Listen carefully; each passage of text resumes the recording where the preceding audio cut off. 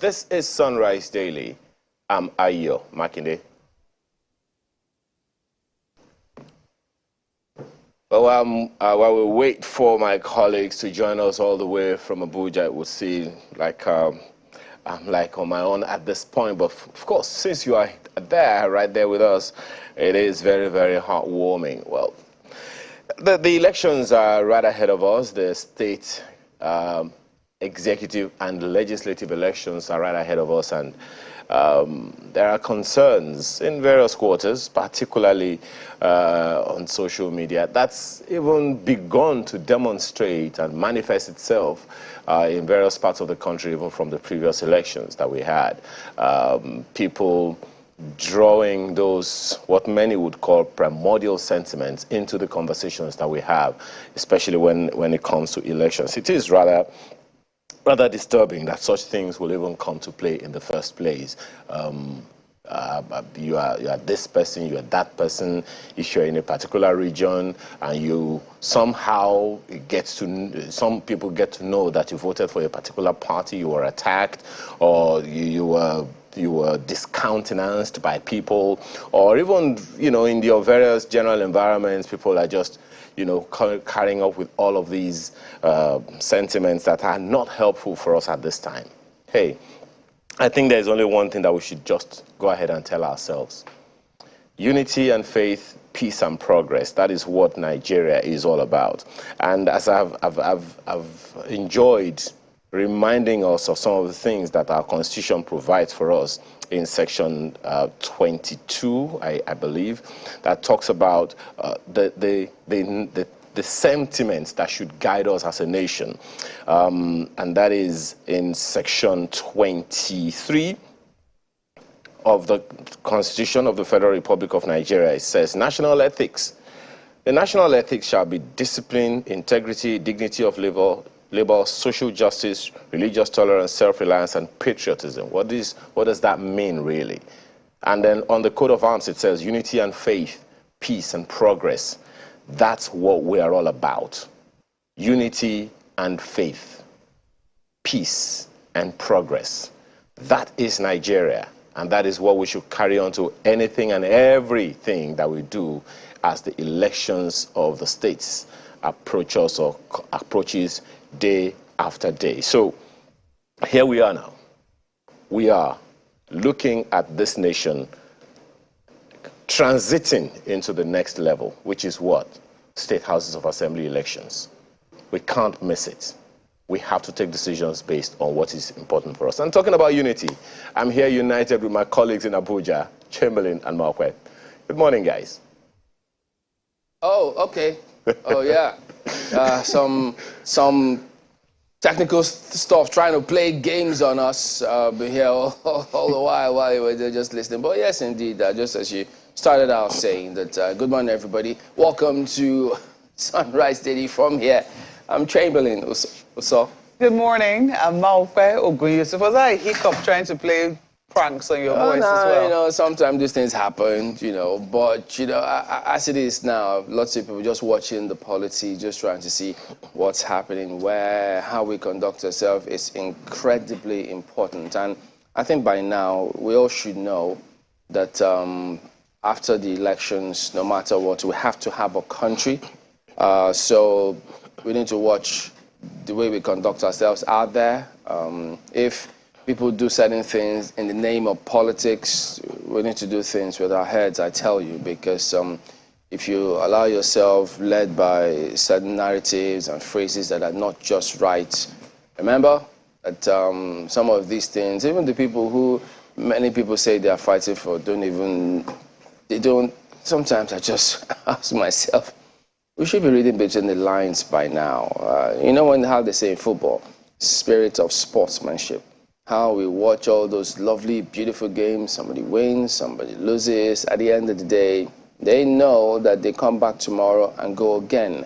They know that they have to exist together and move forward. They know some of those basic ethics. And sometimes we also need to watch our words, our narratives, how we put all those things, because this country, this beautiful country, is bigger than any individual who tries to take advantage of our fault lines and pull the country apart. So, if I were you, it doesn't matter what anybody says to you or what anybody thinks. Keep your head up and ensure that you go about your duties no matter whose ox is God. As long as you follow the laws, engage decently and properly with people, you have rights just as anybody else does in this part of the country. No part of the country is bigger than any part. No part of the country is superior to any part. Everyone has one head. Everyone has equal rights. You need to know that. It doesn't matter what anybody tries to paint you or sit down. Look, don't be fazed by any of those things. These things will come and go, and you will remain. So you need to understand that. The country has to be together to ensure that we move together. So that's just the start. I mean, we'll focus on some of those as we progress anyways. Indeed, Chamberlain, I mean, the last couple of days, I've just been thinking of the fact that, you know, journalists will become motivational speakers. But the truth of the matter is, I mean, without any, you know, taking anything away from people who speak for a living, because it is hard. Oh, yeah. And it is very true that people who actually say the right words in the right way can actually move and rouse the people to action. And so these words are very important. You might have heard them before, but listen to them again, especially in the context of where we are. We have elections coming up on Saturday. They're not going to be the easiest decisions for you to make, but your decision is yours, and you should own it. I mean, don't be intimidated by what anybody is saying. Do not succumb to blackmail. Whatever happens, keep your head up. Go and vote for whoever it is that you decide that you want to vote. And this is for voters anywhere across this country. We always see that during the elections, whilst we're waiting to have that conversation, because whether or not we like it, we need to have a conversation about how our country is structured in such a way that politicians are not able to seize on these divides and divide us even further, whether it be a religious divide or an ethnic divide. We need to have that conversation. And maybe that will happen much later. I mean, and maybe times like this impress upon us the need to have those conversations. But on Saturday, if you decide to go out to vote, own your decision. It should be your decision. Do not let anybody intimidate you, cow you, bully you, any of the other things. Let it be what you finally decided will be best for you and, you know, for the state where you reside in for the next 4 years, at least. If you're not satisfied with the decision, you have another opportunity again, you know, to make your decision. But in the meantime, please, let us all be very careful of how it is we carry ourselves. Let us also know that whatever it is that we want to, you know, we seek of our government, we the people also make up that government. And so we should carry ourselves like the government that we desire. Yeah. If you desire a thuggish government, you can carry yourself like a thug. If you desire a peaceful government, a government that really brings about a positive change in your life, then also know that you have the ability to start to, you know, bring about that change in your immediate environment. You know, that motivational speaking is not actually bad, especially when you think sometimes, because no matter the opinion anybody has of you, that is their opinion. It shouldn't change or affect the way you decide to do certain things. It can only affect you if you allow it, if you decide. And some of those folks you see on social media, if you go check properly, those chaps that have all the pseudonames, fake names, no identity, those are the guys who seem to cause a lot of havoc. Why don't they don't come up with their real identity. They just, look, you don't even have to engage. It doesn't matter, because if anything were to happen, many of these chaps will be the first ones to flee. And then you may just be there grappling at straws, trying to find out, oh, how do I... You know what the proverb says, you could throw a stone in the market, but you never know who is going to land on. So we all need to be careful how we proceed with things. Don't let any one of those chaps do anything that will put you in a very, very difficult or take steps or decisions that you will regret. Because at the end of the day, it just might be too late. Anyway, that said, let's go ahead and take a look at some of the dailies here for you. We'll start with Daily Trust this morning. Naira crisis. Yeah, who would have thought it still persists? And look at this. Queues for cash persists. Customers bribe, in parentheses, bank officials. Wow. Banks pay old notes in Kano, Abuja, Ibadan. Customers decry poor electronic services. So that's a big lead on the front page of Daily Trust here today. So we'll pick up on this as a matter of fact and still try to look at, the implications of all of this, the legal basis, and a lot more as we progress. So you may have a question or two. Hey, send them through, and then you may have a perspective which may be addressed as we progress here today. But this is the big lead on the front page of Daily Trust. And then at the bottom strip, presidential poll, Atiku, Tambuwal leads PDP's protest to INEC. That's what you see at the bottom strip here as well. Yesterday. Yeah, there you go. Quite a sight yesterday. Oh, absolutely. So, of course, there are lots of other scenarios that you just may go ahead and look at. But it's also good to see this. IGP puts CPs on alert for post-election crisis. That's Daily Trust today. The Guardian is the next one here, and look at this. Atiku leads supporters to INEC, threatens daily protests. So that's the lead story there. INEC owes allegiance to Nigerians, not any political party, says Okoye. Retire from politics, go to Dubai, stop embarrassing yourself, Tinubu tells Atiku. So you find details on page 6 of the paper. Number of responses right there. We're talking about INEC owing its allegiance to Nigerians, not any political party. And I think that is something that all political parties and even Nigerians need to impress upon the umpire. That if indeed you owe your allegiance to us, then make sure that what it is that you say you will do to make the process more transparent, that you do. And I think that this is the minimum that all political parties can ask for. So that we do not have situations like this after our elections. If anybody lost, let them be able to accept their loss. If they won, it shouldn't be what we've just seen post those elections. Page 6 is where you see the details. Diphtheria kills 61,783 others. Beg your pardon. I think I'm the one reading that wrong. Diphtheria kills 61,783 others hospitalized in Kano. Now, this particular issue started before the elections. This issue of diphtheria, what we're talking about, is it the throat disease that was taking over, that was, really disturbing the people of Kano. This is the story that we now see here, that so far it seems to have killed 61 people and 783 others have been hospitalized. This is a real issue, for diseases that are preventable, taking the lives of people. So when they're asking, when they come to you for votes, ask them questions. What do you intend to do about this sort of thing? How do you intend to take care of healthcare? Page 4 is where you'll find details. Look at this waiting game as lawyers argue CBN's compliance with Supreme Court verdict. The story is on page 6 of the paper. You have a number of other stories at the bottom here.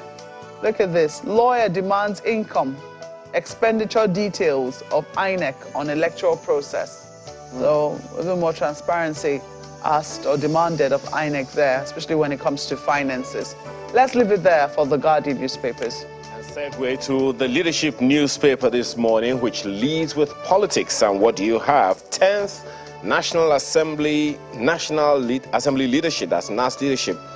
APC leaders move to douse tension over sharing formula. Wait a minute, are we there already? Anyway, look at the riders. Seek audience with Tinubu.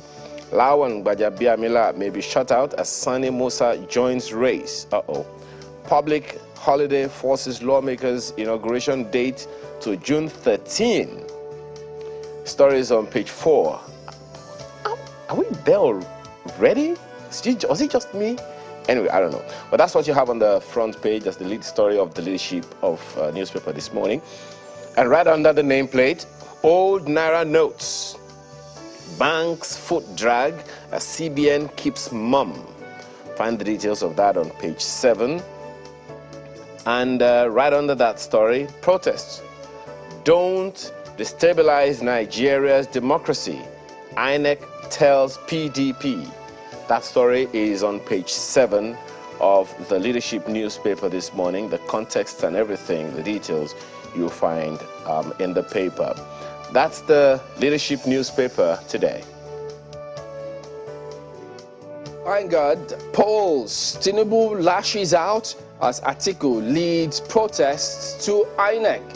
That is on the front page of Vanguard here today. And they've got quite a number of riders this morning. Your integrity is on trial, PDP tells INEC. Says chairman's actions, utterances deceitful as Atiku Ayu lead protest march in Abuja.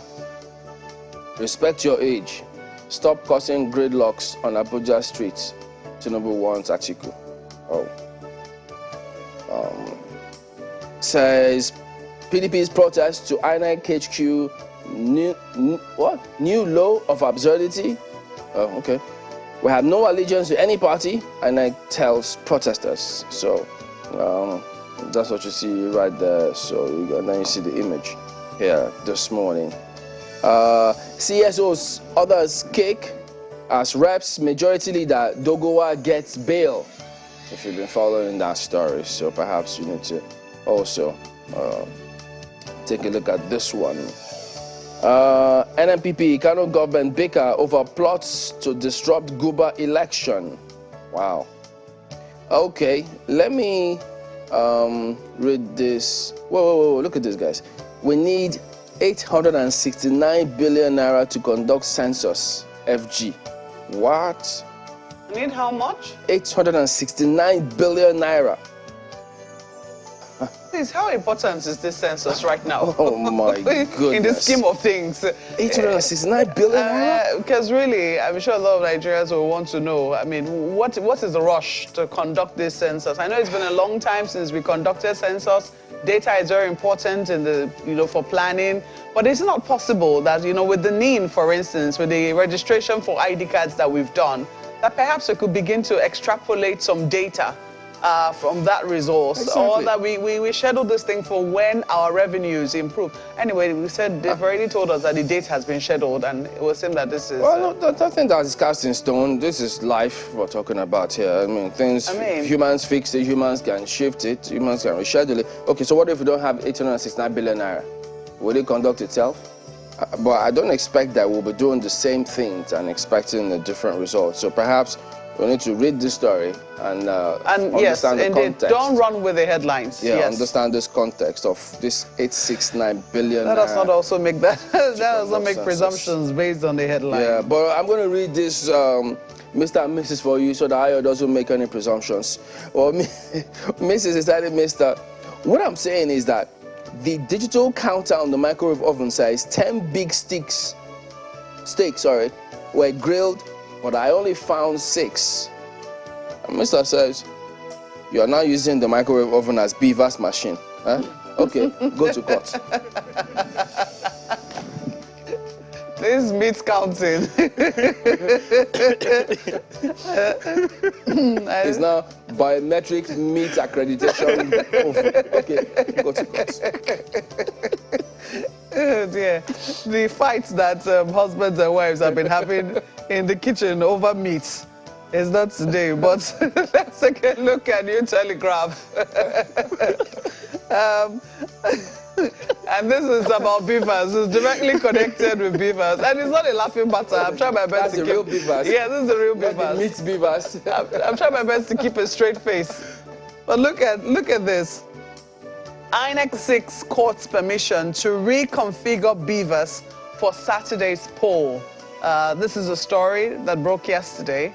It's a lead story on the front page of New Telegraph. INEC seeks court's permission to reconfigure beavers for Saturday's poll. Be interesting how that goes, because don't forget that before now, the courts had granted the PDP and the LP leave to go and inspect materials used to conduct the elections. They would include the beavers, but it would seem that INEC is asking that they need to reconfigure those beavers for the Saturday elections, and as such are asking the court to vary the order that they've granted the political parties. Now, how that is going to be, where there is a trust deficit, is what is not exactly clear. So you find details on pages 3, 4, and 5. They have a number of riders to the story. Says court order granted Atiku Obi may threaten scheduled polls. So that's the point of INEC. Presidential election is a charade. PDP tells commission, says hasty declaration of results violates Electoral Act as Atiku leads party's protest to INEC office. PDP gesturing, Tinubu says, of the exercise. Police arrest 203 electoral offenders, recover 18 firearms from political thugs. Wow. Pages 3, 4, and 5, as I said earlier. Well done, police. Has details. Oh, indeed. In many instances, I mean, there have been times where people, surprisingly, have had very, commendable words for the police, especially for their conduct in this election. Some still are, are not satisfied. But there have been examples, many examples where people said, oh, we called on the police, we called on the security agencies, and we got a response. They intervened in a timely fashion. Well, I think that the verdicts will always be out there. Pages 3, 4, and 5, again, is where to look at. Look at the bottom here. Naira redesign, relief as banks resume old 500 Naira, 1,000 Naira notes disbursement. Okay, even they will have some relief, the bankers too, because this last couple of weeks too have not been easy on them, with the back and forth over the new Naira notes. 2023 census will gulp here. That story is also here. Gulp 869 billion Naira, says federal government. They say they've spent 291.5 billion Naira spent so far. So the story is on page 4 of the paper. Beneficiaries of CBN's Anchor Borrowers Program repay 500 billion Naira. And look at this. CBN, Nigeria's forex inflow drops by 27.1% to $64.14 billion. We did say that whoever it is takes this seat at the end of the day has his or her work cut out for him or her. One of them is getting foreign direct investments to come back, flow back into the country. Page 3 is where you find details. Let's leave it there for the New Telegraph. Well, whoever gets that job, Mark, as you have said, has his job cut out for them, no doubt. However, you applied for the job.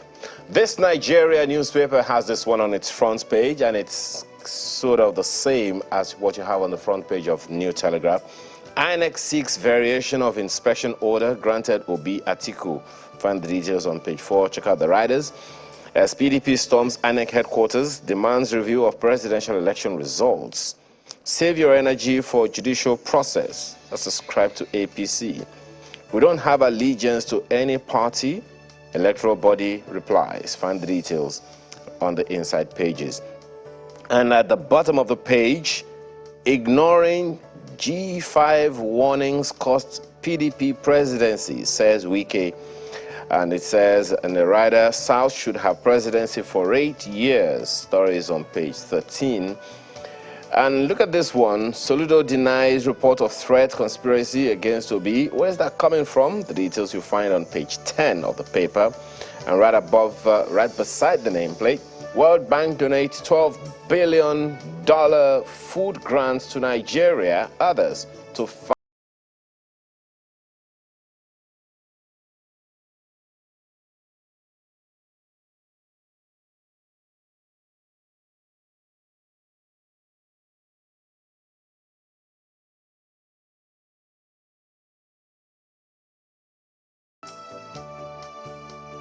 All right, take a look at Daily Independent next. CBN mom over Supreme Court order as banks issue old notes. There you go. So, what is the implication of being mom?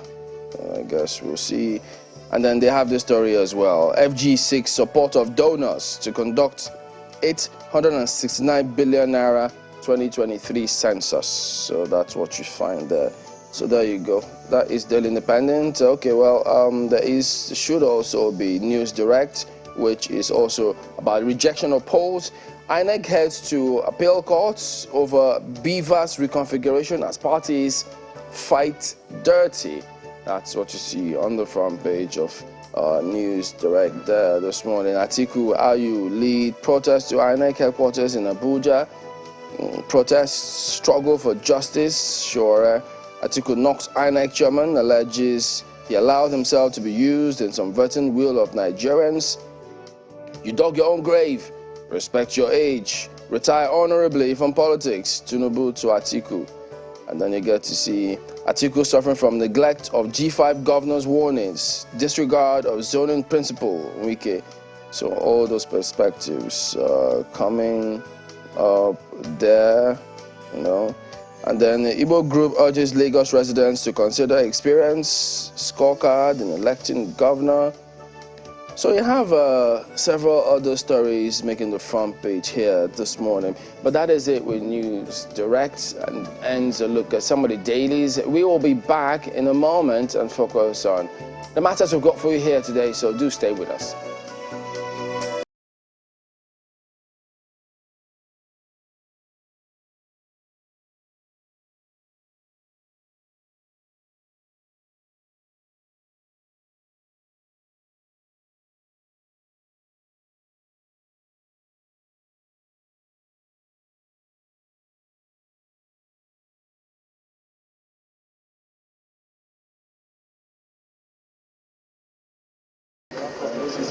It is Judgment Day in the suit challenging the Naira redesign policy of the federal government.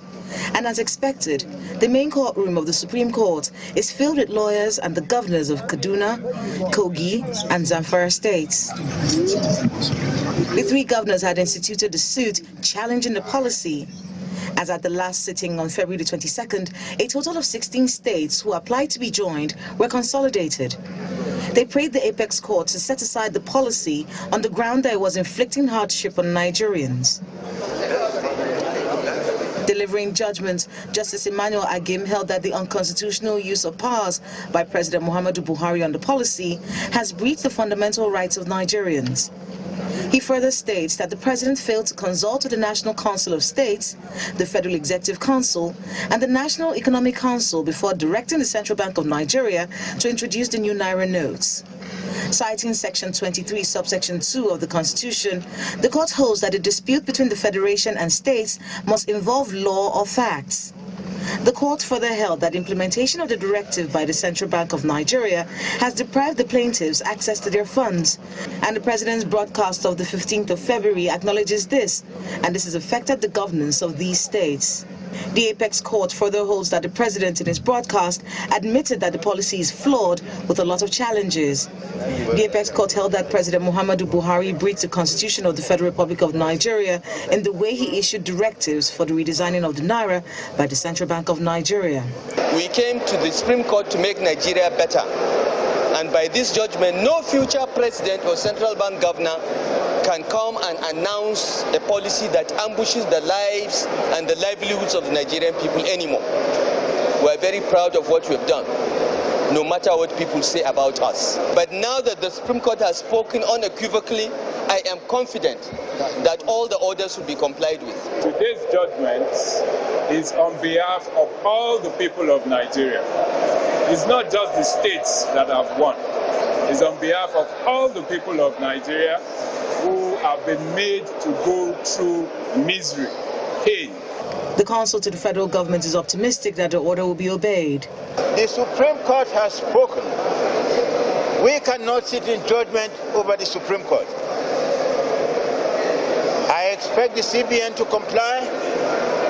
I expect the President to comply. We are a nation under law. The Supreme Court has spoken, and we are bound. The court adds that the president's disobedience of the February 8 order is a sign of dictatorship and autocracy.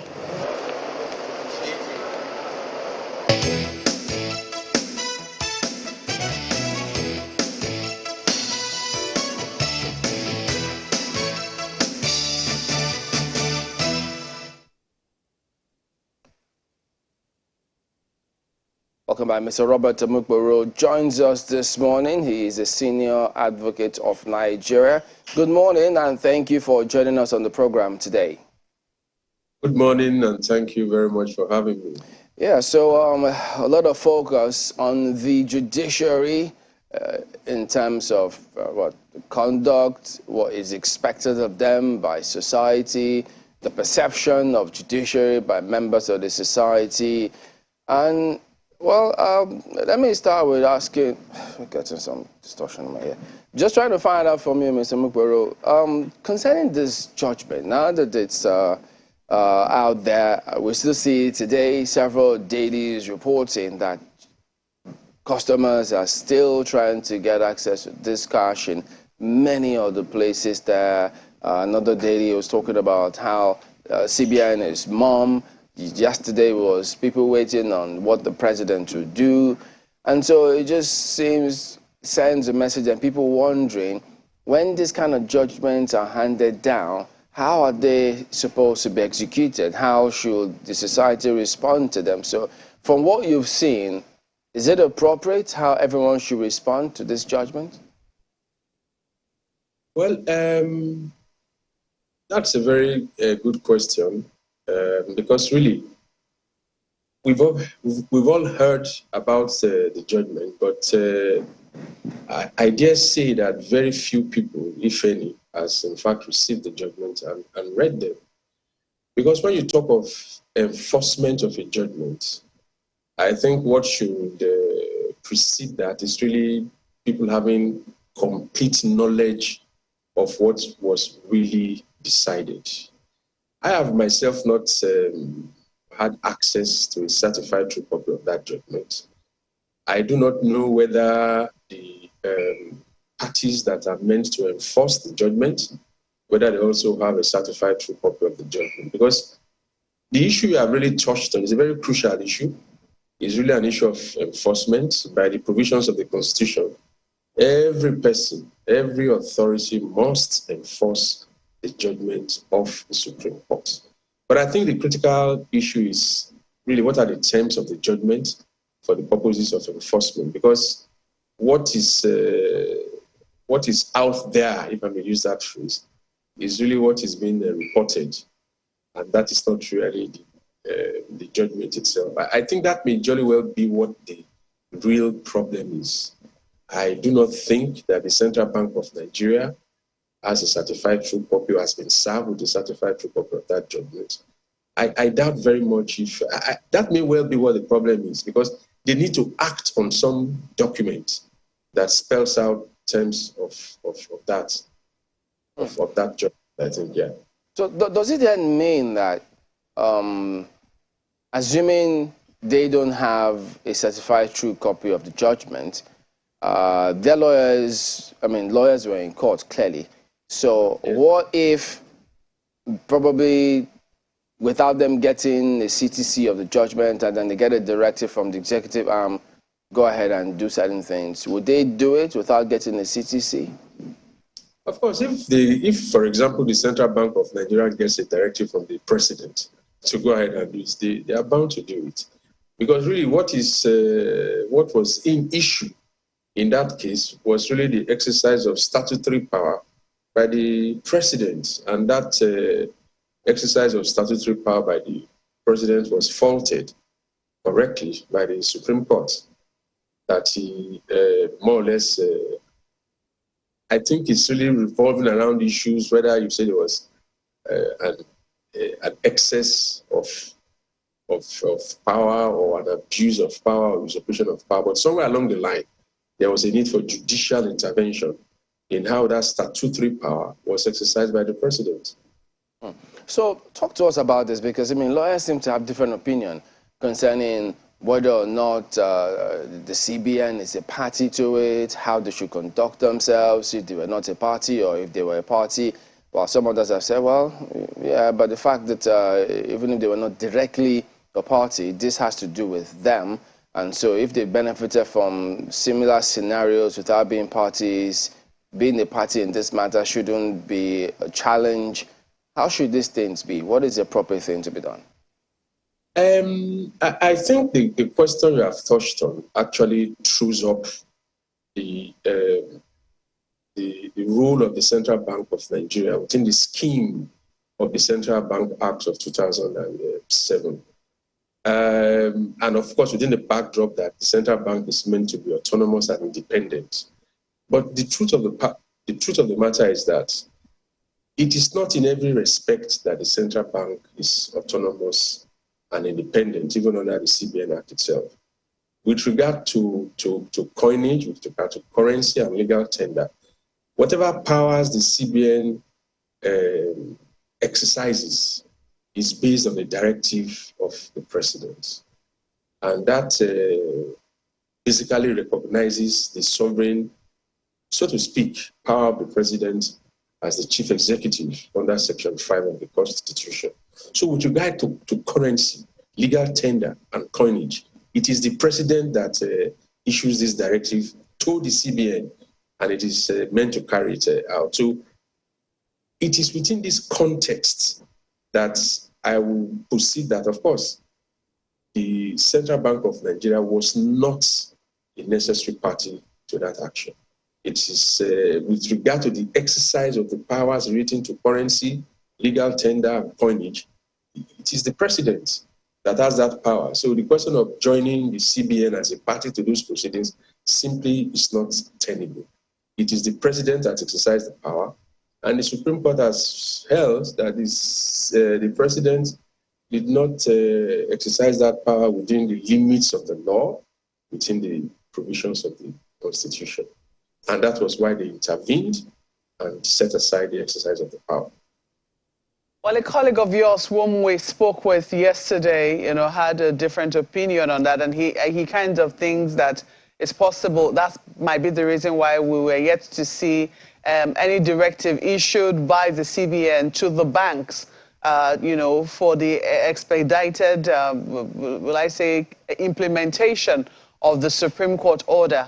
That it was the fact that it was taking this long, was owing to the reason that the CBN governor, or beg your pardon, the CBN as an institution was not joined in the matter. I don't know. Can you hear me? Mr. Emokoro, can you hear me? Well, I cannot hear you fully, but yes, I heard a bit of what you said. Yes. I don't know if you are hearing me. I heard a bit of what you said. Yes, I can hear you. Okay, very well. What I can say is that the central bank governor itself acted on the directive of the president to initiate this demonetization policy. So I suspect that the central bank governor is merely awaiting the directive of the president on what next to do. It wasn't, I don't think it is because the CBN is not a party to the proceedings. I don't think that's the reason why it is not complying with the order of the Supreme Court. It will comply with the order of the Supreme Court. It is bound to comply with the order of the Supreme Court. Otherwise, what are we? It's like inviting anarchy. The Supreme Court's judgment is final. No contrary opinion can be expressed to that of the Supreme Court so far as the issue of enforcement goes. So I do not know what other contrary views have been expressed. Whatever the Supreme Court has decided on this subject matter, there is a finality to it. Well, we understand that the Supreme Court, had some pretty strong pronouncements in respect of this matter. Did you not expect that in future that the president and the CBN governor would just be able to have a private conversation and issue a policy from it? They're hoping that there will be a further conversation with the states. But in future, if this sort of conversation is to be had, is there a prescribed procedure for how this should take place?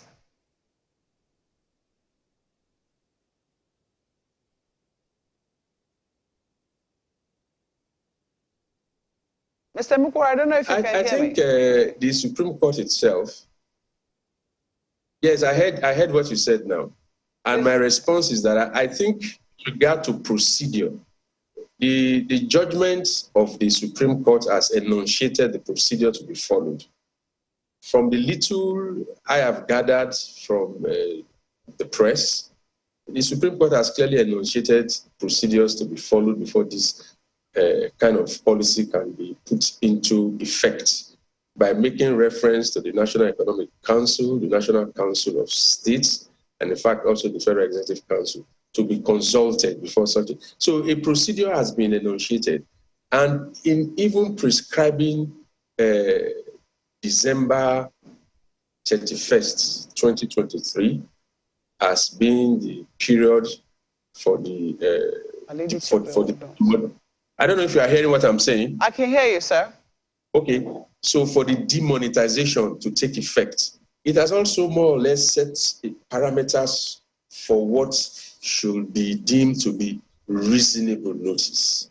Because these are part of the conditions. These are part of the conditions that are even embedded in the CBN Act itself. For that power to demonetize to be exercised, reasonable notice must be given. And the Supreme Court found that the 3 months period given is not reasonable notice. We can also hazard a guess that the date of December 31st seems to suggest that reasonable notice should be nothing less than 1 year.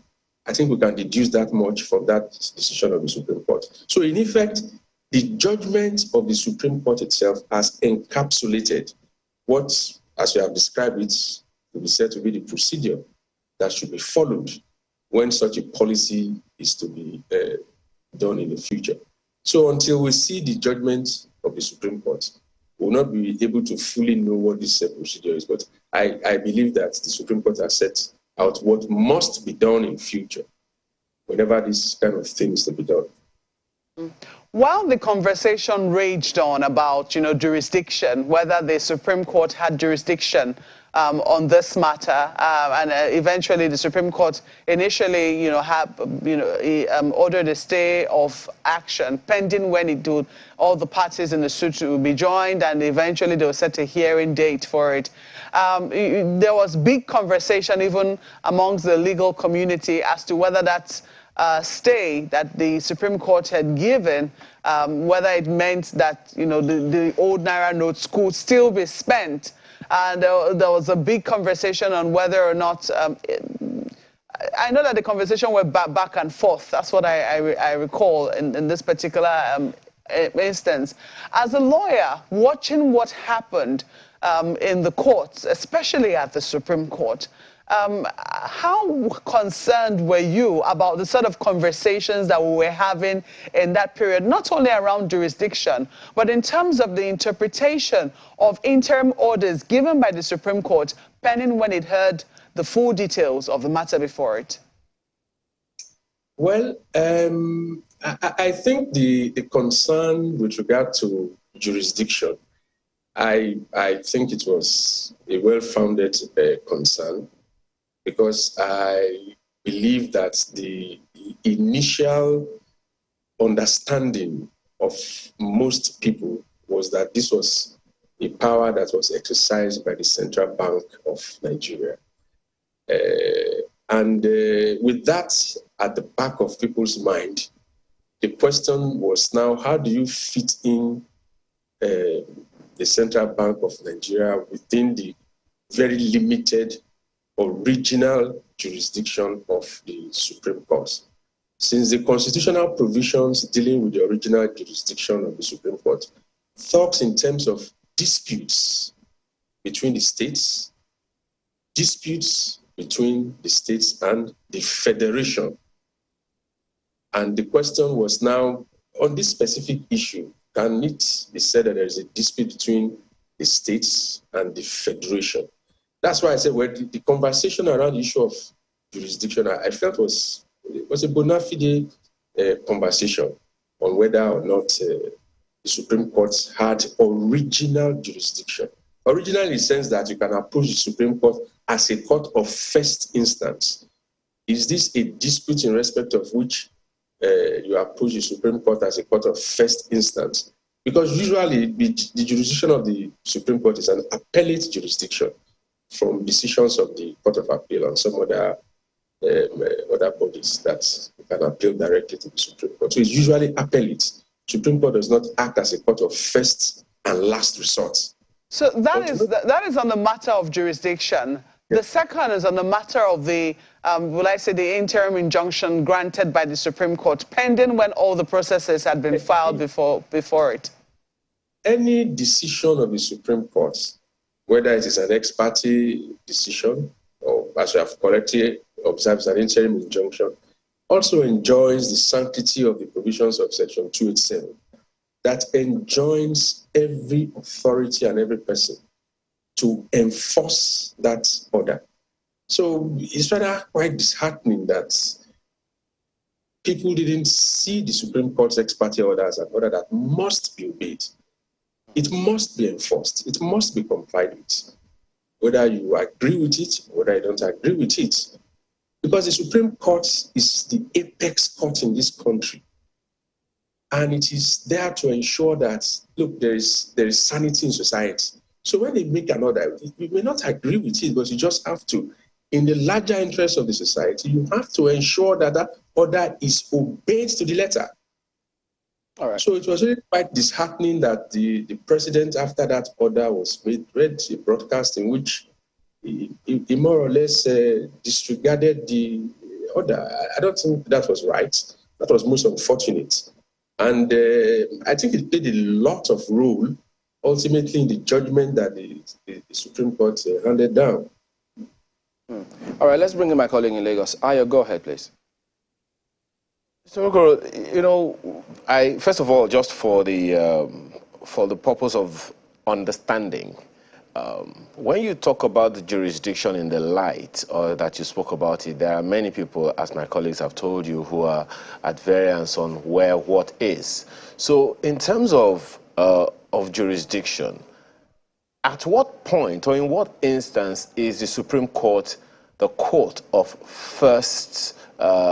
In what case does the Supreme Court have original jurisdiction? The understanding people have had until now is that if it involves the federal government and the states, that's an original case. So just for the purpose of understanding, what's the real case? Federal government, federation, and the rest of that?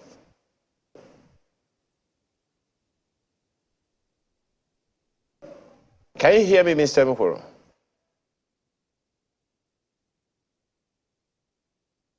Parts of the Constitution is that when there is a dispute between the states and the federation on any issue of law or facts concerning the existence or non-existence of a legal right or a duty, the Supreme Court has original jurisdiction, that it is the court of first and last resort. But the issue here is really to appreciate that the Central Bank of Nigeria, for the purposes of the dispute that was taken before the Supreme Court, was merely seen as an agent of a disclosed principle. And that principle technically can be said to be the federation.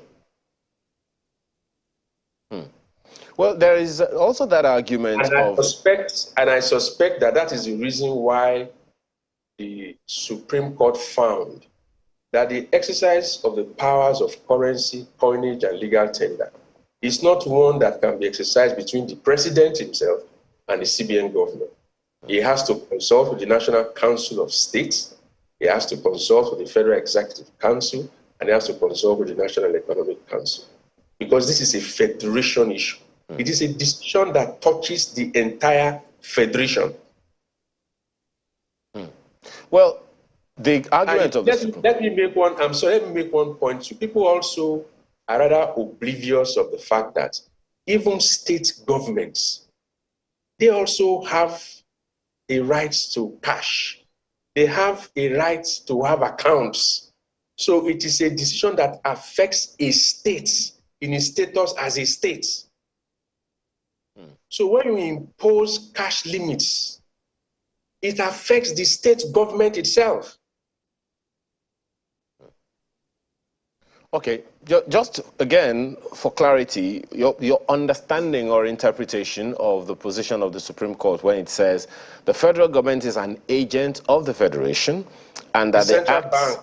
I'm building up to somewhere, sir. Okay. What the Supreme Court said, the federal government is an agent of the federation, and the acts of the federal government are the acts of the federation, and as such, the suit as filed was purely a dispute between the federating unit and the federation. Accordingly, the Supreme Court held that it was indeed a dispute within its original jurisdiction. Does that settle that matter? Yes, that's what I actually tried to explain. Okay. That this was the exercise of powers on behalf of the Federation. Okay. Now, it affected the states, so that is what led to the dispute. Okay. So that within the provisions of the Constitution, this was a dispute between the states and the Federation. Okay. Now, to the issue that you mentioned the other time, that the federal government, I mean, since it concerns the federal government and the states, I'm wondering whether you thought, I mean, you know, there is a process in law that mandates the president to have consulted with the states before that decision was taken. The CBN Act is clear that the CBN governor has to, the president has to agree with the CBN before any action around the currency notes and all of that can be taken.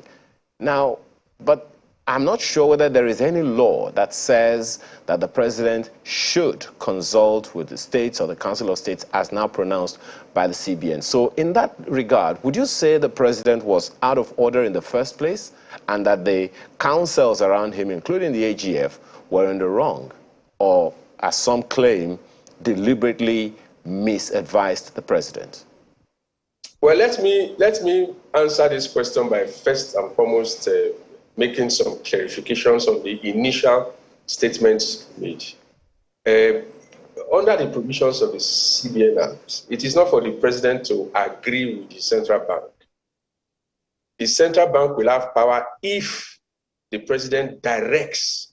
Those are the express provisions of the law. The president directs the CBN on this issue of legal tender. So it's not a question of the CBN doing something and the president agreeing. You know, the CBN acts on the directives of the president. So that is that. Now, with regards to the issue of consultation with the National Council of States and other bodies, I am personally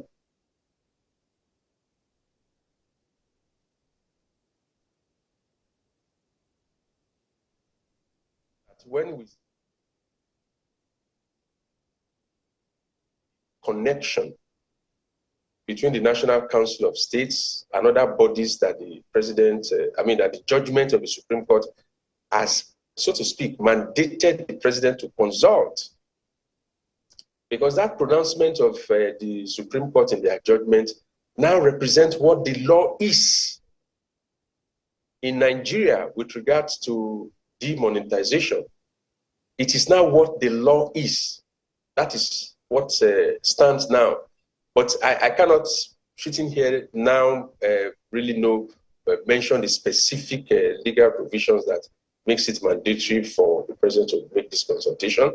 But the effect of the judgment of the Supreme Court is that the powers that the president exercised was exercised contrary to the provisions of the law.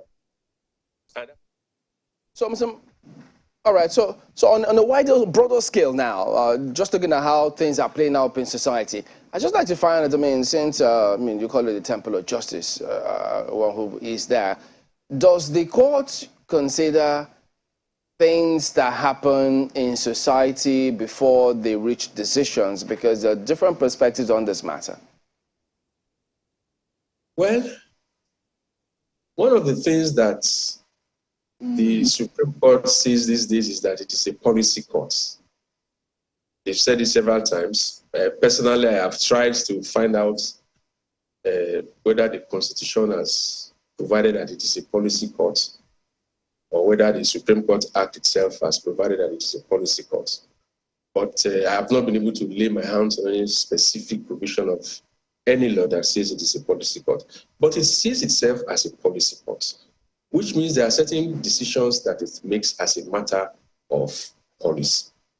Who formulates that policy, frankly, I don't know.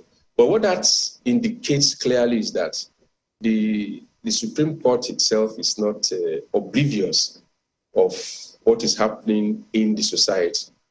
And if it believes that there is a need to respond to some critical issues in society, I think it can always do so.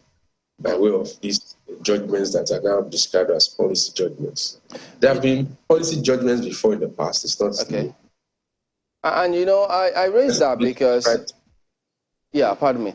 For instance, when certain decisions are taken, and I'm talking broadly speaking now, when they are taken in court and members of society don't agree with that, and it's not that it's just maybe a small section, and this appears to be larger section of society, and you know how it is. I mean, lawyers will say laymen, and then probably this is where that maxim where they say justice doesn't only have to be done, it has to be seen to have been done.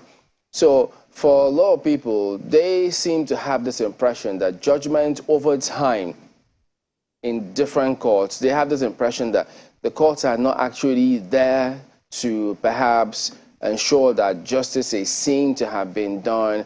And for a lot of people, they feel they've made up their minds about that, nothing anybody can do from the judgment they've seen.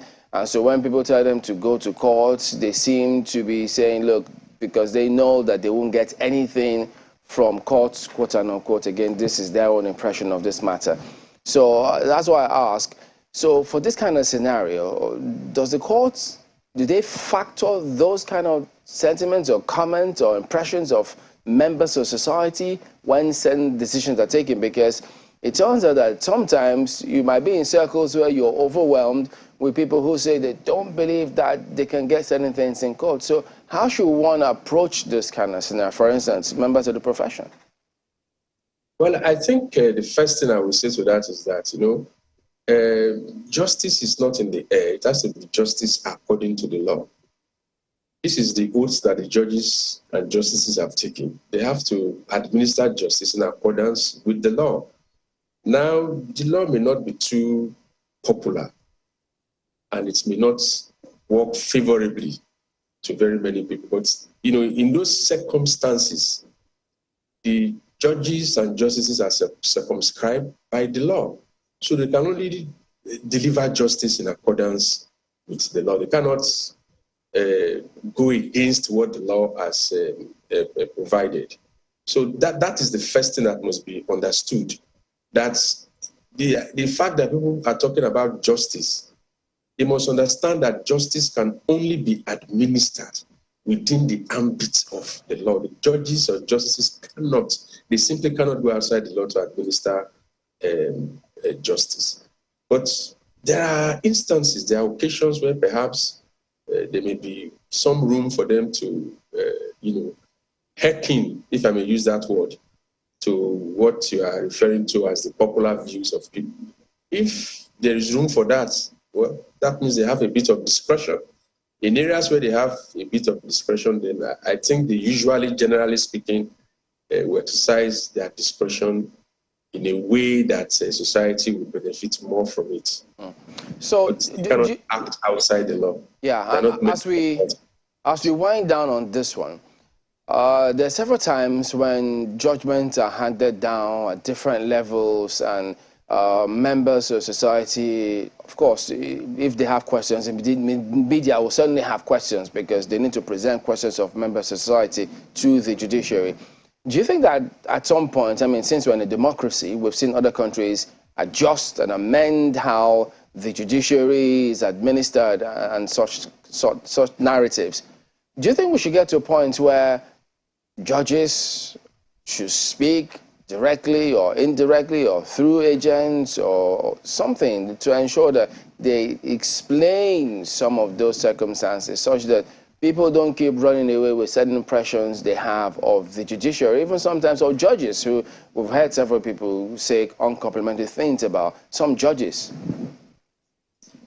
I think it's really, the policy is really to maintain the impartiality of the judges.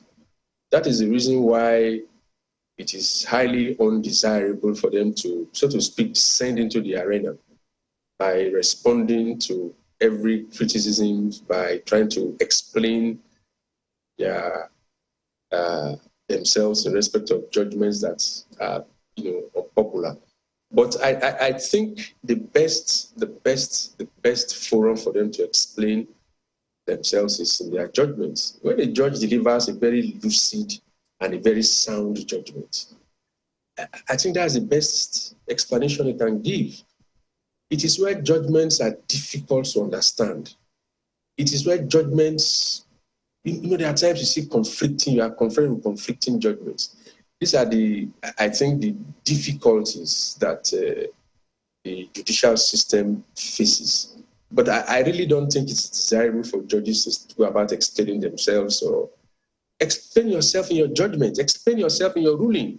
If there is a dispute before you, if your judgment is sufficiently lucid and clear as to the facts, lucid and clear as to why you reasoned and came to a conclusion, I don't think you need any further explanation.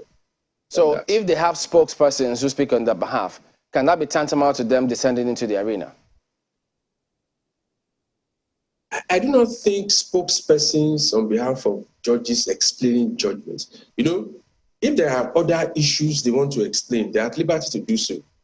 But with regard to specific disputes that have been adjudicated upon and in respect of which a judgment has been rendered, I don't know what a spokesperson is going to do better than the judgment or the ruling itself. All right, then we have to thank you for talking to us this morning, Mr. Robert Mukbaro, Senior Advocate of Nigeria. Thank you very much for having me. It's always a pleasure to be on your program. All right, we will be back in a moment. Stay with us.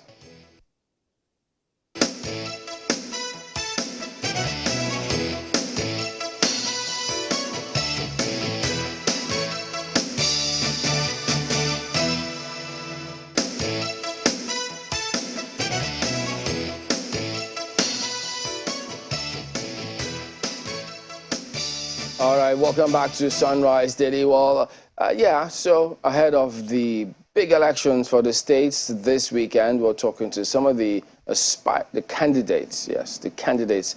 So we've got two who will be joining us later today on the program. We did reach out to the APC in Plateau State, but they were not able to get across to us. So we do have Mr. Caleb Muftwang, who is the PDP's governorship candidate for Plateau State. He joins us virtually. Good morning, and thank you for joining us on the program today.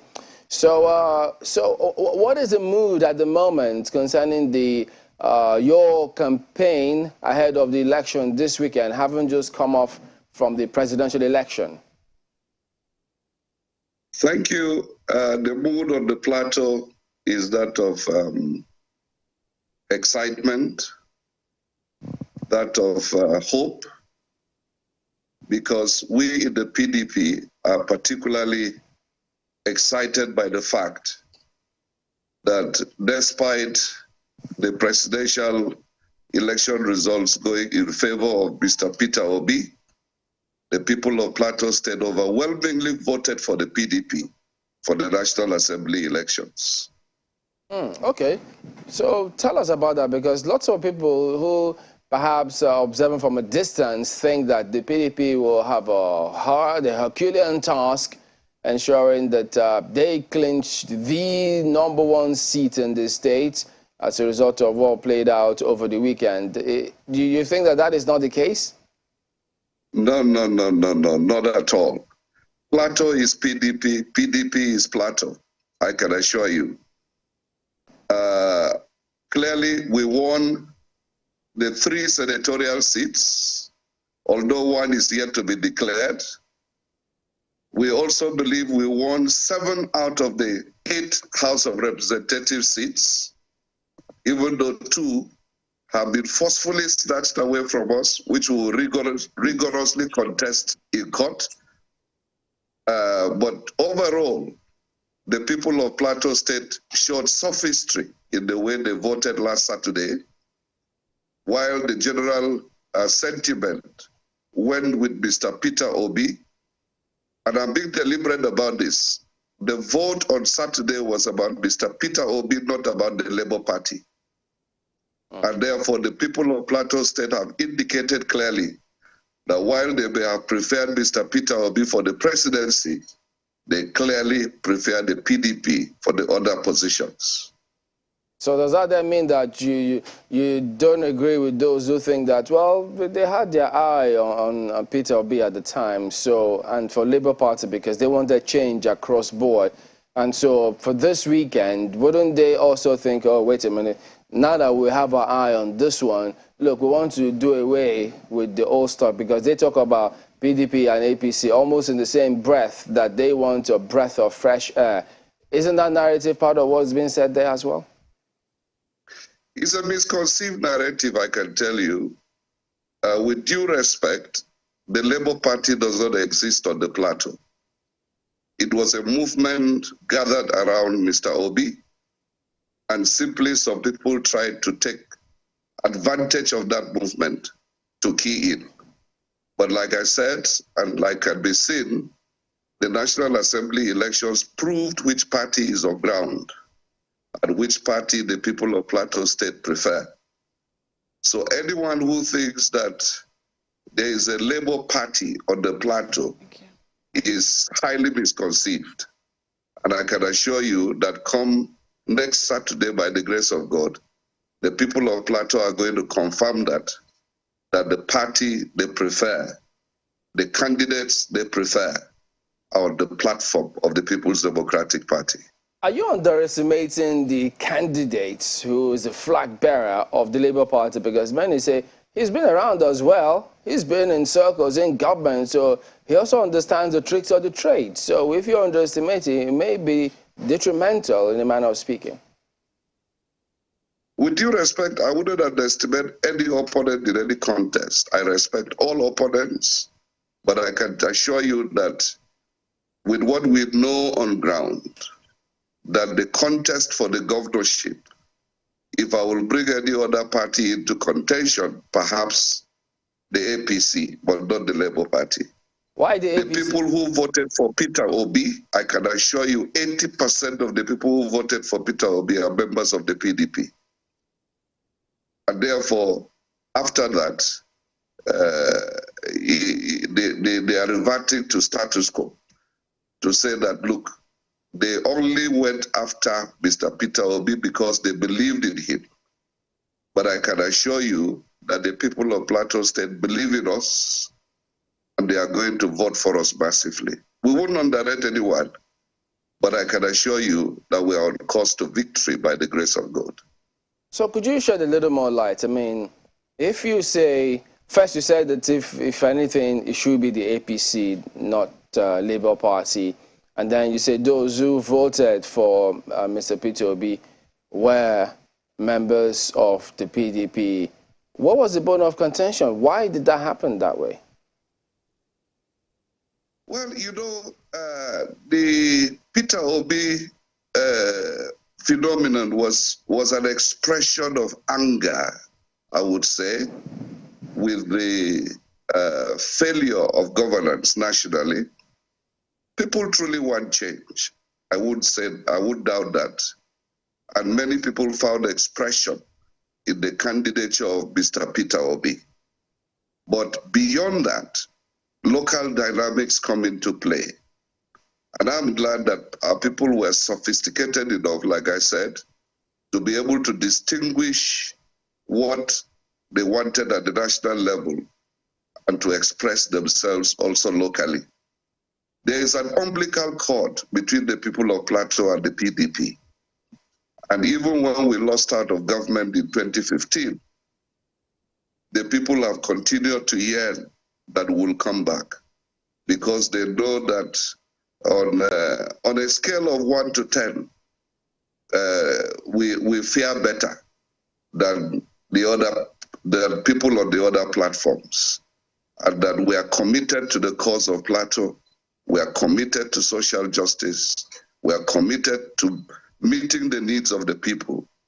And I can tell you, given the colossal failure of the APC government on the Plateau in the last going to 8 years, the people are yearning for a return of the PDP government, because some of the best experiences they've had in governance were under the PDP regime.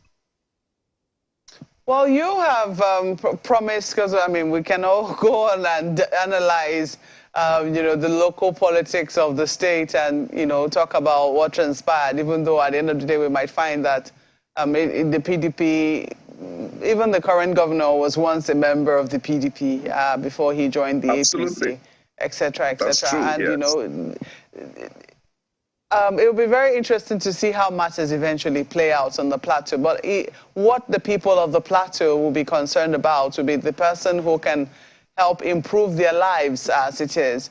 And I'm sure that not just the people of Plateau State, but Nigerians in general who have fallen in love with the capital of your state, Jos, you know, which is supposed to be a gem, you know, in Nigeria, as it were. So it'll be very interested in the development of Plateau State. So I want to ask you, what will be key in your agenda for Plateau? A number of people will be looking to see what you intend to do with peace and security, which has been one of the things that have stood in the way of development of the Plateau. Some people think that the APC has done quite a bit of job in providing some stability. What do you hope to do to up that game if you are elected governor? Thank you. The perception that the APC has done something to be able to bring some stability is sheer propaganda. I can assure you that the people of Plateau State do not feel so. What has happened so far, where we are now, is that the people have lost faith in governance, in government, and in the people in government. And so our first responsibility is to restore trust in government. And by that, we intend to bring leadership to the people of Plateau State. That's our number one promise. We want to provide leadership that creates change, leadership that changes the narrative of our people. Of course, top on our agenda is the issue of security, like you said. And I was once a local government chairman, so I've been there. And we would leverage on the experience of the past in terms of man management skills, in terms of building inter-community harmony, in terms of reviving all the security assets on ground, the vigilante and the rest of them, so that they can perform optimally. We also had a head start under the PDP administration when we started a security outfit called the Operation Rainbow, which unfortunately has been allowed to die off. These are platforms of security management that we intend to revive. And I think that when people have their confidence in government restored, you'll find that security will be taken as a collective responsibility of everybody. Of course, beyond security, we have to create wealth in order to bring our people out of poverty. We believe that Plateau State should not be named among the states that are poor because of the natural endowments that we have.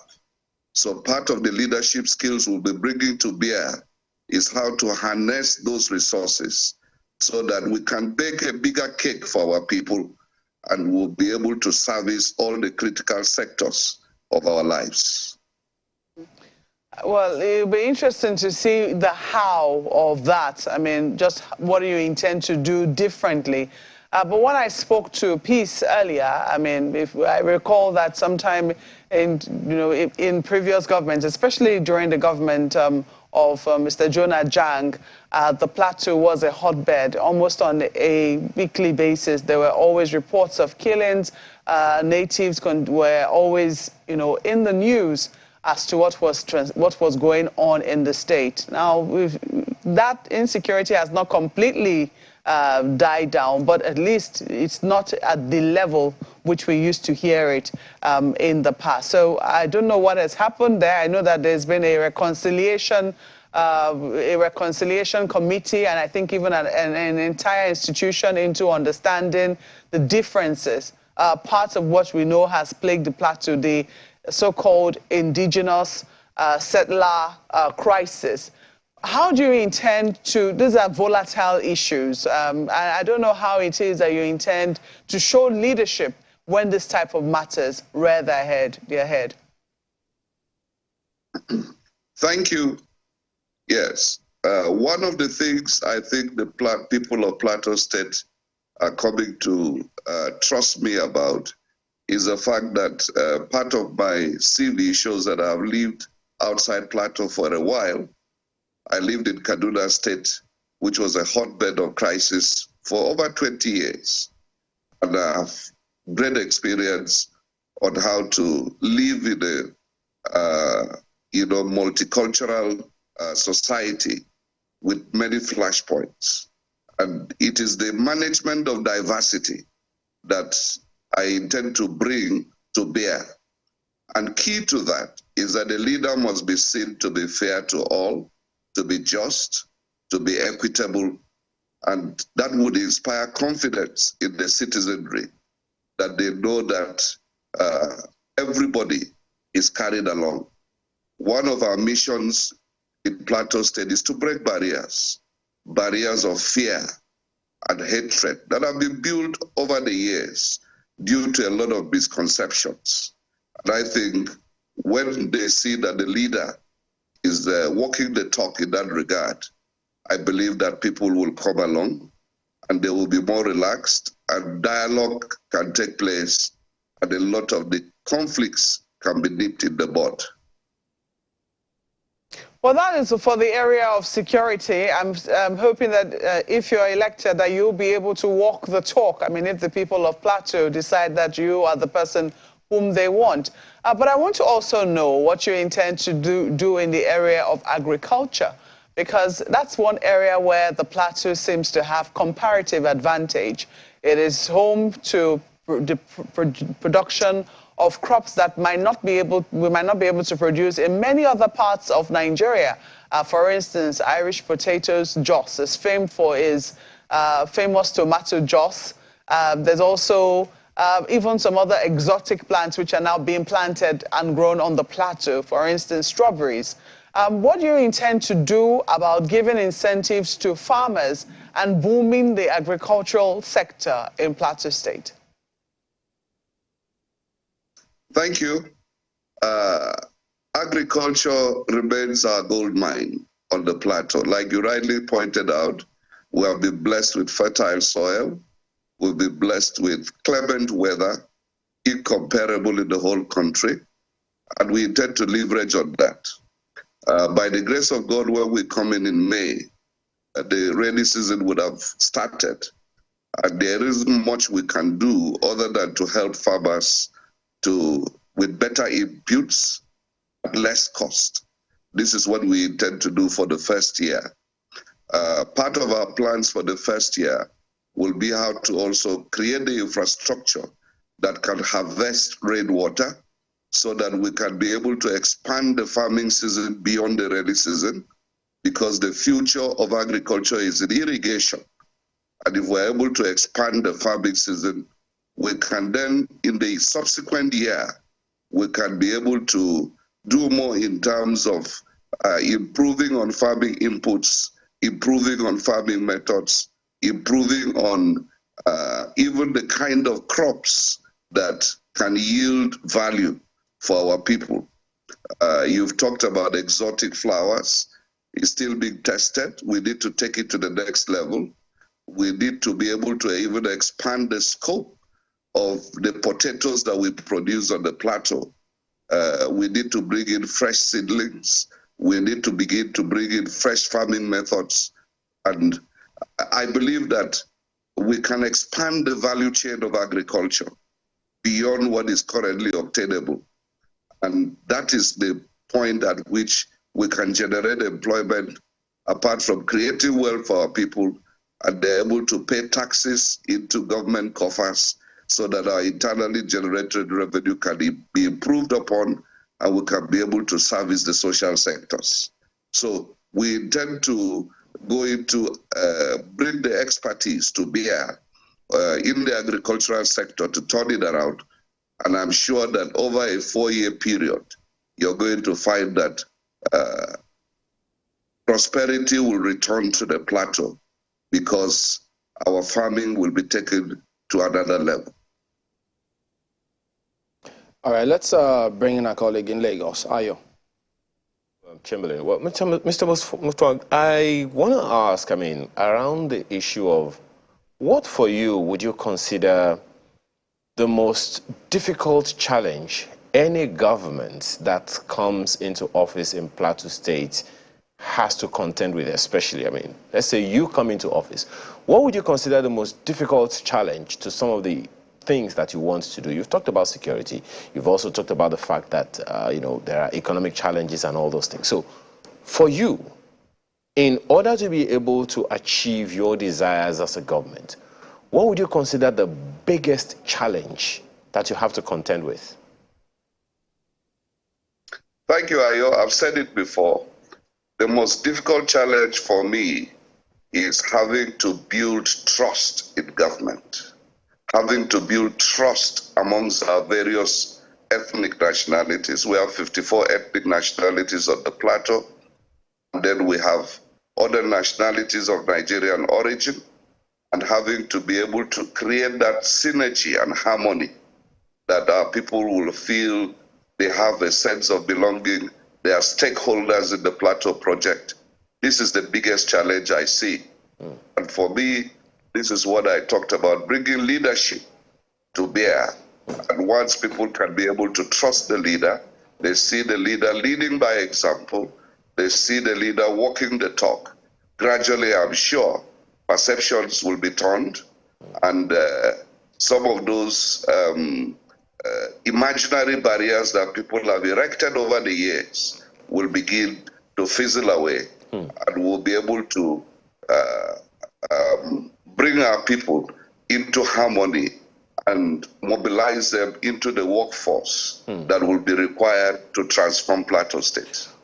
Talking about it, building trust through communication is one thing, and it will go quite some distance. But then there will be some actions or some what you call political decisions that you will have to take.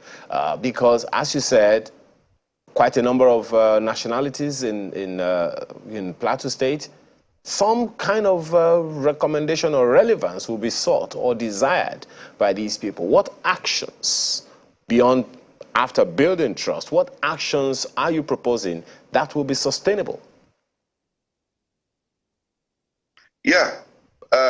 Part of the strategy for building trust, like I said, is that in the government we're going to form, we're going to give space for as many interests as possible so that everyone will have a sense of belonging. And even if your own particular interest is not represented today, as long as similar interests are represented, you can have hope that tomorrow your own interests will equally be represented. So in terms of appointments, yes, we will take advantage of that to create trust. In terms of opportunities in employment, opportunities in business, we'll try to be as open as we can, as inclusive as we can, so that gradually people can begin to have a confidence, the confidence needed that they can actually thrive on the plateau, irrespective of tribe, irrespective of creed. And I'm sure this is achievable. At the end of the day, the people do not really care what political party you belong to. They just want good governance. And I'm glad that Malkwe raised the issue with you about agriculture and the potential that exists in Plateau State. But to get that done, to get to that level, governance has to be dissipated to the lowest levels, consequently raising issues around the local government system. What for you has been wrong with the local government system in Plateau State in particular? And what are the steps that you would want to take, both constitutionally and even from your own initiative, the initiative of your own government, to ensure that government dissipates to the lowest levels and the farthest places from the capital? Thank you. Having served as a local government chairman, I have more than average knowledge of how the local government system works. I think the first issue has to do with the constitutional provision about autonomy.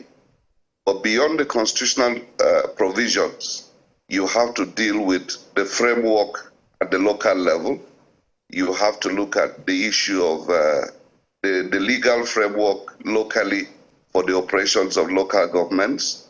Practically speaking, at the moment across the country, virtually all the staff of the local governments are employees of the state government because they are recruited, promoted, disciplined by the Local Government Service Commission, which is a parastatal of the Ministry of Local Government and Chieftaincy Affairs. So you find that as long as those operatives take directives from the state government, it hinders the autonomy that is provided for in the Constitution.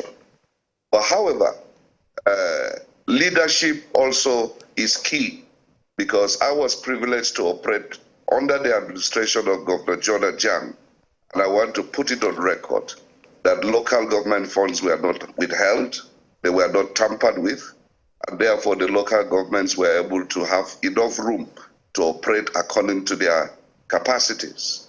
Unfortunately, that is not the story under the present administration. I know local government funds are being pilfered with. I know that that is the experience in many states.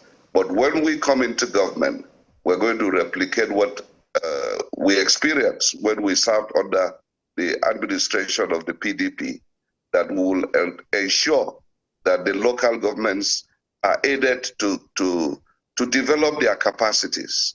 Because once the local governments are functioning well, it reduces the burden on the state government. And I am a firm believer that governance must be taken back to the grassroots.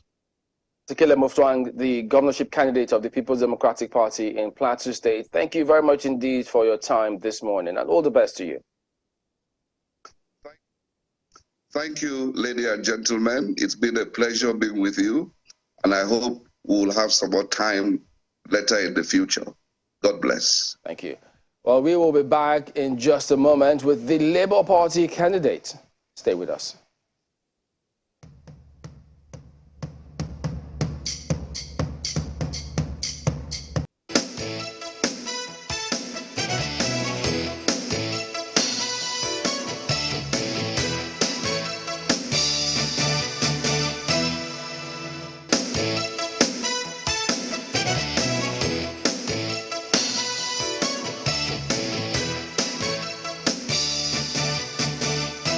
Welcome back. Dr. Patrick Dakum joins us next. He is the governorship candidate for the Labour Party in Plateau State. Good morning, Doctor. Good to see you again, and glad you can join us today on the program.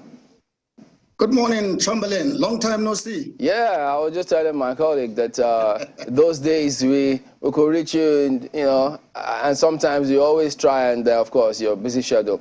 But yes, I know that you spoke about this in passing at some point during your campaigns, how things were panning out at the time.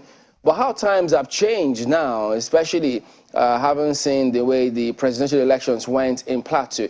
I know you must be optimistic, but I guess that must be cautious optimism, because we also know that the State Assembly, the House of Assembly elections and the Senate elections didn't exactly go the way of Labour. How does all of that play out for you? Well, Chamberlain, thank you so very much. You see, on the Plateau, we have come a long way in the sense that, what is playing out now in terms of the democratic process and decision making on the Plateau is similar to what happened in 2015. In 2015, the dominant party, including myself, were on the PDP orientation. And the decision at that time was at 2015, where will the state go?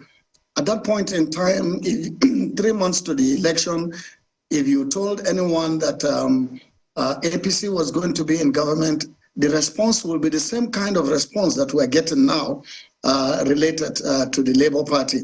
Oh, Labour Party, where did they come on board? How will they decide?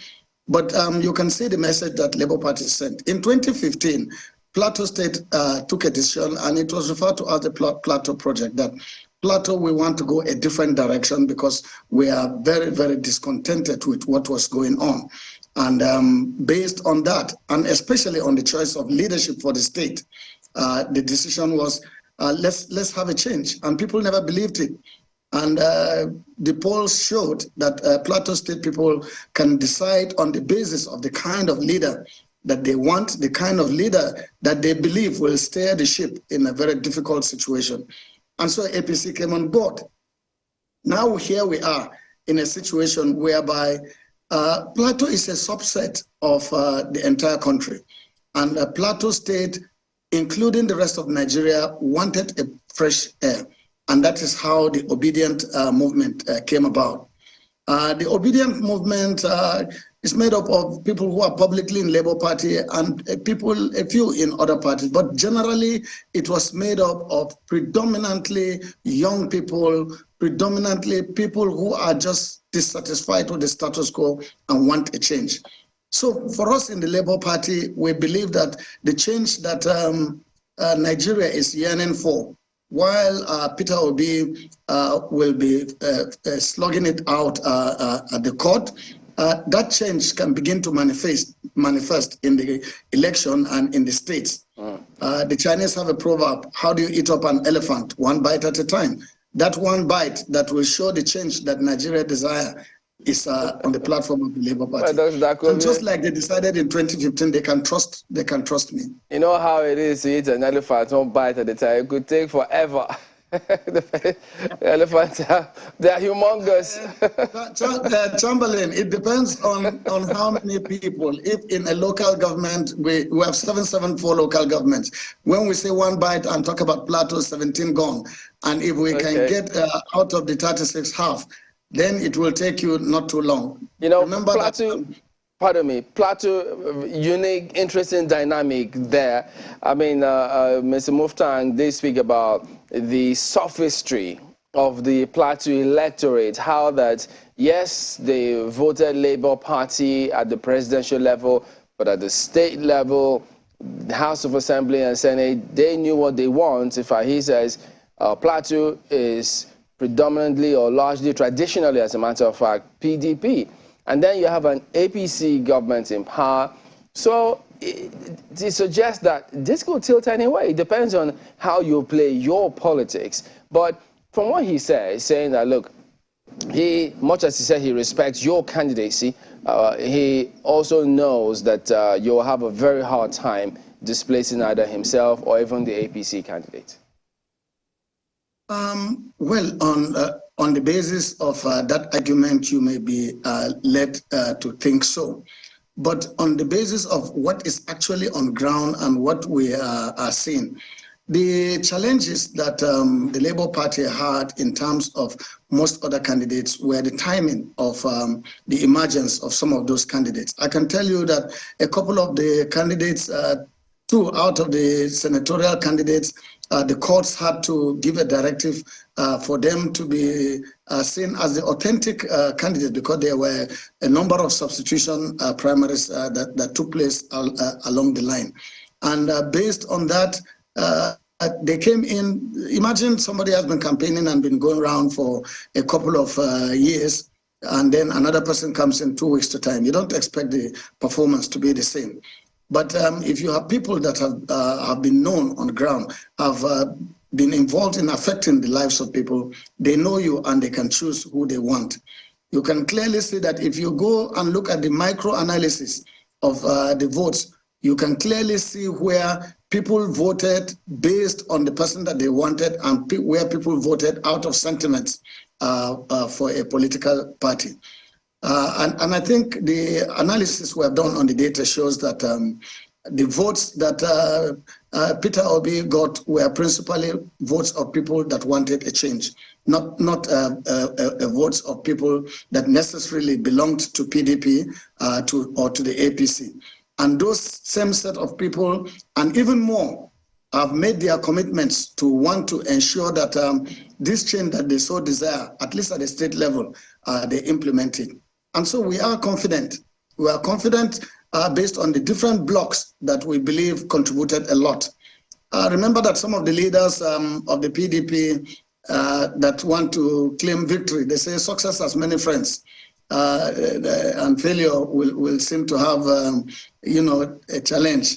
And a number of them were openly campaigning for Atiku Abubakar, their presidential candidate. So you cannot openly come and be campaigning for someone else, and then when Peter Obi gets the majority of the vote, you now claim that your supporters were the one that did it. It doesn't work that way. So for us, remember that the platform of the Labour Party is the platform. Labour Party was established basically by workers. And so the majority of workers are very determined to ensure that in their state, the Labour Congress in Plateau State is principally Labour Party, the Labour Congress and the Trade Union Congress. So we have a block. We have a block also in faith-based institutions. We have a block also in a number of youth groups and support groups that are working across our 17 local governments. So in terms of the challenge that's about, yes, I would say that the results gave us reason to even work harder. And as a result of all the work that we have done, I can confidently tell you... would be a thing. Do you think in Plateau State, and perhaps also dissipating to the entire country, we have capacity at that level of governance to ensure that primary health goes the way it ought to go on a long-term sustainable basis? Thank you very much. When I talked about the infrastructure and I talked about the human resource capital, the emphasis, I think, is in providing the aspects that the state government can support the local government with. I'm very much aware of the need, and also I'm a firm believer in the fact that the local government should operate independently, with collaboration and of course in partnership. And if you look at it, there are certain areas where the state government has responsibility in terms of building the capacity of the human resource training, etc. But I think the autonomy of the local government is a key discussion. I'm not a lawyer, but my deputy, who brings in a lot of capacity also, is a senior advocate of Nigeria, and a life bencher, only 2 life benchers on the Plateau, and he's one of them. And we have been discussing about the legal framework for ensuring that the autonomy that is conceived by the Constitution is actually implemented. And not just implemented in principle, but implemented financially. One of the things that has reduced that capacity here is the so-called, joint ventures, or laws are created where local government chairmen have signed that take X percentage of my revenue for the purpose of the state university. Take X percentage of my revenue for the purpose of security. And it goes on and on like that. I met with the local government chairman, and I also met with the NOLGE, the Nigerian Union of Local Government Employees, and the same question popped up. And we sat down and drew a kind of agreement in principle. That number one is, for me in the first year, is to give a moratorium to the local governments to ensure that even where legally certain deductions are supposed to be made for things that they have signed up to and has been made law, we will give moratorium for them to be able to jumpstart and participate in some of those things that I've mentioned. Secondly, by the time that we disentangle the legal aspects of them, then the conception of the autonomy will be implemented. But I've also said that once you get your money, I will also be using my own EFCC to ensure that the funds are used in the manner that will ensure that what the local government budget says it should do, it will do. We will provide a lot of technical support for that as we continue to see that that tier of government takes over the responsibilities at that level. Revenue collection is also something that has been an issue between state and local government. Who collects what? And then the issue of multiple taxation, multiple people coming for different taxes that are legal. They are things that we are already in conversation with them. Remember that for us in the Labour Party, we are a workers' party. Therefore, whatever we are doing is trying to ensure that that ideology whereby you have a social justice based on the interest of the generality of the population who are workers is taken care of. So we will do it, we'll do it with a human face. All right, Dr. Patrick Dakum, the governorship candidate for the Labour Party for Plateau State. Thank you very much indeed for your time, and we wish you all the best. Thank you very much, and thank you also, viewers and listeners. God bless. All right, so there you go. That is the show today. We do thank you all for watching. We'll see you again next time. I'm Chamberlain, so have a good one. Keep your head up. And thank you for watching. I'm Maokwe Yusuf. You may be alone, but you're never alone. I'm Aya Makinde. Have a wonderful day.